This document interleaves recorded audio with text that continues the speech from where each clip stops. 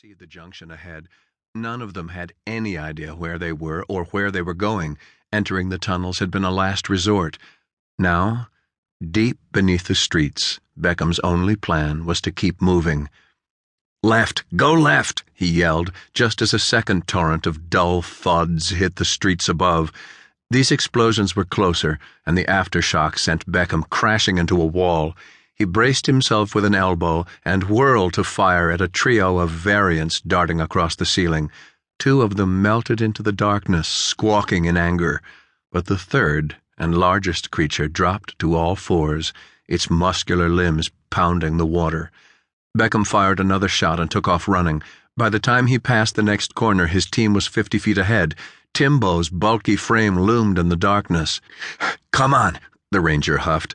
"I'm with you," Beckham replied between raspy breaths. His earpiece crackled with static as he made up lost ground. "You got a plan?" Lieutenant Colonel Jensen asked, putting deliberate emphasis on the final word. Beckham couldn't lie. He was still trying to come up with a plan B. So far, running around in the maze of tunnels wasn't working. "We're going to need to make a stand. Get these variants off our ass," Beckham finally shouted. "Ammo count." The replies trickled over the comm channel. Between the 7 of them, they had a handful of mags for their primary weapons and only a couple of frag grenades. Several of his men were also down to sidearms. Beckham probed the green oblivion of the tunnel as he considered their options. This wasn't the first time he'd had his back to a wall. At Fort Bragg, Beckham and Horn had been down to their knives before Chow had showed up with the cavalry, but this time no one was going to ride in and save him. Team Ghost was on their own. A guttural croak echoed through the passage. 2 more answered the call. The evil cries rattled his senses. He examined his vest for something useful, anything that might buy them some more time to escape. 2 smoke bombs hung next to his remaining M67 grenade. Out of desperation, he plucked one off and tossed it as far as he could. It landed in the water about 100 feet away with a faint plop. Smoke hissed out of it a moment later. "I'm right behind you," Beckham said into his mini-mic.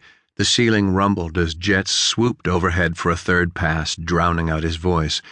Command was hitting the variants hard.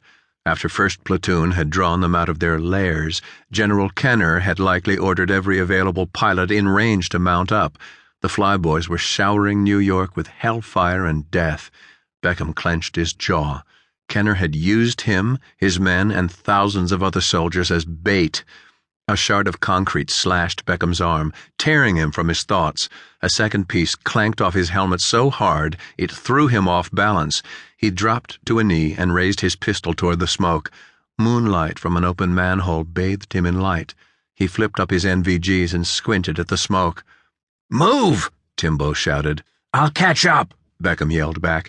He held his position and continued searching for the monsters. The swirling cloud quickly spread over the corridor. His heart thumped as he waited. Seconds ticked by. 5. 10. The footsteps of his team splashed through the water, gradually fading. A flash of motion broke inside the curtain of smoke. The single shape of the colossal variant lingered at the edge of the barrier. It tilted its head, yellow eyes blinking rapidly as it searched for Beckham. He fired on reflex, his trigger finger responding to the stab of fear with 3 shots. The rounds punched into the thick variant's sweaty chest, jerking it from side to side. It let out a roar and leapt to the wall. Beckham fired off 2 more shots. One clipped the variant's cranium, blowing off an ear and a piece of skull. That only enraged the monster. It clambered across the bricks, closing the gap between it and Beckham. He could smell it now. The sour stench of rotting fruit carried over the putrid sewage. "What the hell are you?" Chow started to say over the comm. When Beckham's gunfire silenced him, he fired again and again, but the monster's thick muscles seemed to absorb the bullets. The high-pitched screeches and the popping joints of other variants echoed through the tunnel in the break of his gunshots. Beckham knew what came next. Fatigue had screwed with his senses. He should have known the smoke wouldn't cover their escape, should have known his bullets wouldn't stop them. Without thinking, he reached for his last grenade, bit off the pin, and tossed it at the beast of a variant that was now only 50 feet away. "Frag out!" Beckham shouted. He turned to run,